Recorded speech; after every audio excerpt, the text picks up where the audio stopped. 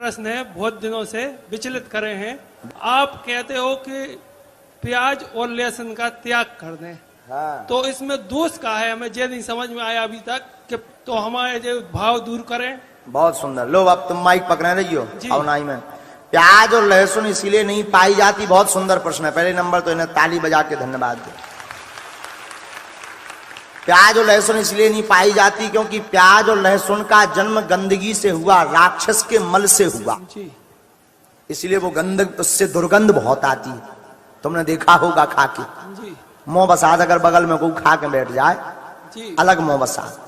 तो देवता अगर आना भी चाहें तो दुर्गंध के कारण देवता आ नहीं पाते हैं। तो आज हम प्याज के एक छोटे से टुकड़े को काटकर उसे माइक्रोस्कोप के नीचे रखेंगे और उसके बाद आपके सामने जो तस्वीर, जो दृश्य आएगा उसे देखकर शायद आप भी जमीकंद खाना छोड़ दें, और नहीं तो कम से कम आप इस बात को तो समझ ही जाएंगे कि आखिर क्यों जैन शास्त्रों में जो आज से हजारों वर्ष पहले लिखे गए हैं उनमें जमीकंद का निषेध किया गया है। तो हमारे मन में एक ही चीज सबसे पहले आती है कि ये लोग आलू प्याज नहीं खाते हैं। मगर आज के इस वीडियो में हम इस चीज के पीछे के कारण को जानेंगे कि आखिर वो कौन सी ऐसी बात है जो एक सच्चे जैनी को आलू प्याज या फिर किसी भी जमीकंद को खाने से रोकती है। लेकिन क्या है, तो चलिए अब हम एक प्याज लेते हैं और उसकी एक बहुत छोटी सी परत निकालते हैं जो कि माइक्रोस्कोप के नीचे आसानी से आ जाए। अब माइक्रोस्कोप में प्लेस करने के बाद इसे जूम करते हैं। तो अभी तक तो सब कुछ ठीक है और हम इसकी सेल वॉल को देख पा रहे हैं, लेकिन जब हम इसे और ज्यादा जूम करेंगे तब हमारे सामने असली दृश्य, असली तस्वीर आएगी। तो चलिए अब इसे और जूम करते हैं और देखते हैं कि इसके भीतर क्या क्या छुपा हुआ है।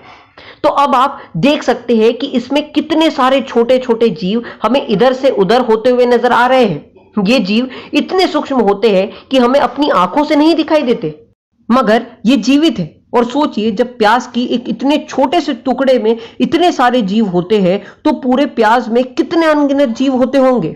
और जो धर्म एक छोटे से जीव को मारने में भी, उसकी हिंसा करने में भी बहुत बड़ा पाप समझता हो, तो वो इतने अनगिनत जीवों का भक्षण कैसे कर सकता है। और ये नजारा सिर्फ प्याज का ही नहीं बल्कि इसी तरह सभी जमीकंद का होता है। तो मैं उम्मीद करता हूं कि आप समझ चुके होंगे कि आखिर क्यों एक सच्चा जैनी और क्यों एक अहिंसक व्यक्ति किसी भी जमीकंद को खाने में बहुत बड़ा पाप समझता है।